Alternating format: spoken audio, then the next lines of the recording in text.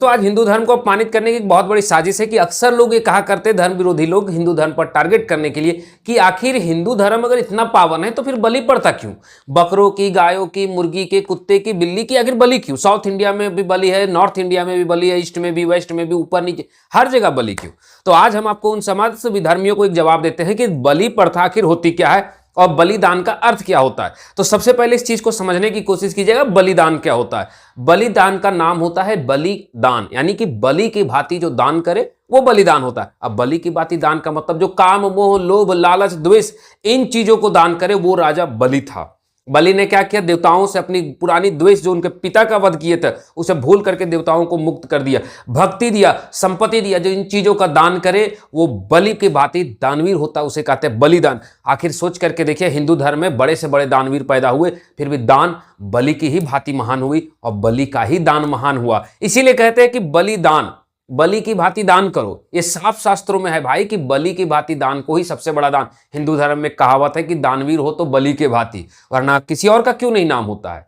देने वाले तो किसी ने तो अपनी कवच कुंडल दे दी, किसी ने अपने प्राण दे दिए, लेकिन दान उनका नाम श्रेष्ठ नहीं है। क्योंकि द्वेष और दुश्मनी को जो दान में दे दे वो राजा बलि, जो अपना क्रोध, मोह, माया, लोभ, लालच और अपनी ऐश्वर्य को दान में दे दे वो राजा बलि, ना कि वो जो कुंती को हे कहे कि हे देव माता, अर्जुन या मैं में से केवल एक व्यक्ति बचूंगा लेकिन अपनी दुश्मनी दान में नहीं दूंगा। वो श्रेष्ठ नहीं है, श्रेष्ठ राजा बलि है। इसीलिए हिंदू धर्म में ये जो कहावत है कि जब बलि हो तो बकरे की दी जाती है, ये एक मनुष्यों के द्वारा धीरे धीरे बनाई गई प्रथा है। ना तो आपको रामचरितमानस में, ना आपको भगवत गीता में, ना चार वेदों में, विष्णु पुराण में, शिव पुराण में, कहीं भी इस चीज की कथा आती ही नहीं है। आप काली जी की जीवनी पढ़िए, चाहे दुर्गा सप्तशती पाठ कीजिए, कहीं भी इस चीज की प्रथा में नहीं आई है कि किसी माता को या किसी ने भी माता को बकरे की बलि या फिर मुर्गे की या फिर कबूतर की बलि या मांस का चढ़ावा दिया तो माता रानी खुश हुई या कोई देवी देवता प्रसन्नता से आए हैं।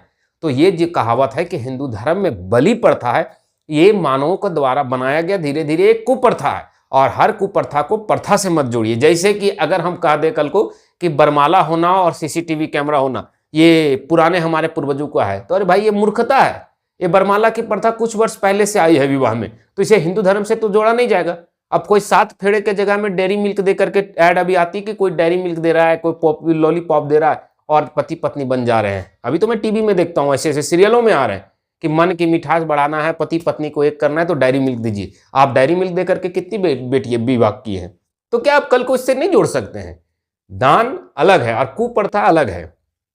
हमारे यहाँ दान है, ना कि पशु का दान। इसीलिए ये जो कहावत है इस चीज को समझिए। और तमाम हिंदुओं से मैं एक ही चीज कहना चाहता हूं कि लोगों तक आगे वीडियो भेजिए और उन्हें भी बताइए कि भैया बलिदान हमारे यहाँ होता है, ना कि पशुदान। आखिर एक बात बताइए, बलिदान क्यों कहा गया? पशुदान, मांस दान। हम क्या कहते हैं कि चावल का दान कीजिए, हम कहते हैं ना, हम कहते हैं दाल का दान कीजिए, गुड़ का दान कीजिए, तिल का दान कीजिए। हमने आज तक तो नहीं कहा मांस का दान कीजिए। फिर भैया जो दुर्गा पूजा में मांस कटती है वो बलिदान नहीं है, वो मांस का दान है, चावल का दान है, तिल का दान है। अब कोई मांस का दान करे तो उसमें हम क्या करें?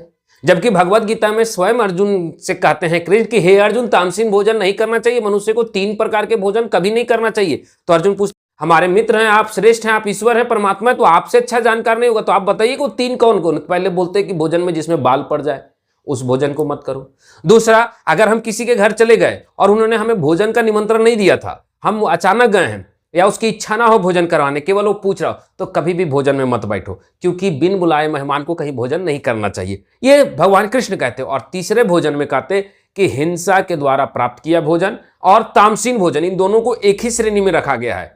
तो ऐसा कोई भी भोजन जो हिंसा यानी किसी पशु की हत्या करके पाई गई हो या फिर ऐसे कोई भी भोजन जो तामसिक हो, इसे नहीं करना चाहिए। अब आप बताइए, वही परमेश्वर, वही परमपिता, कहा गया है कि हमारे यहाँ सभी देवता भिन्न भिन्न रूपों में होते हुए भी एक ही हैं। हम कहते हैं कि हमारे यहाँ निरंकार ब्रह्म है ना? तो निरंकार ब्रह्म वही है जो सब ब्रह्म के स्वामी हैं, यानी जिसमें विष्णु भी है, शिव भी है। हम विष्णु को परमेश्वर कहते हैं, शिव को परमेश्वर कहते हैं, लेकिन पार ब्रह्म परमेश्वर। तो जब पार ब्रह्म परमेश्वर कहते हैं तो ब्रह्मा, विष्णु, महेश, दुर्गा, इंद्र सब उसमें शामिल, हम आप, हमारी जो अंदर की आत्मा है वो भी उसमें सम्मिलित होती, तब बार ब्रह्म परमेश्वर कहते। और उनका कहना है कि तामसिक भोजन ना करे। अगर किसी को फिर भी मेरी बातों पर संदेह होता है तो जाइए वेद, विष्णु पुराण, देवी पुराण, जो पुराण उठाना है भाई, 4 वेद को पढ़ाइए, शास्त्र को पढ़ाइए, शास्त्र को पढ़िए जहां से उठाना है। हमारे पूर्वजों के लिखे हुए इतिहास को उठा लीजिए और हमें ला करके प्रूफ दीजिए कि हाँ, इस वेद में या इस स्थान पे या भागवत गीता या रामायण में या परशुराम की जीवनी या फिर नरसिम्हा की जीवनी में ये लिखा हुआ है कि पशु के बलि से भगवान प्रसन्न हुए। उत्तर हो तो आइए और कमेंट बॉक्स में दीजिए, वरना जय भोलेनाथ लिखिए और बोलिए हर हर महादेव, सनातन सत्य था, है और सदैव सत्य रहेगा। एक के साधे सब सधे, एक साधिए सब सधेगा। जब तक सनातन को साधने के लिए नहीं आइएगा तब तक नहीं साध पाइएगा। अपने जीवन की विडंबना को देखिए, आप पीछे ही रह गए। हिंदू 100 करोड़ होते हुए भी आज बढ़ गया केवल सनातन को ना जानने के कारण।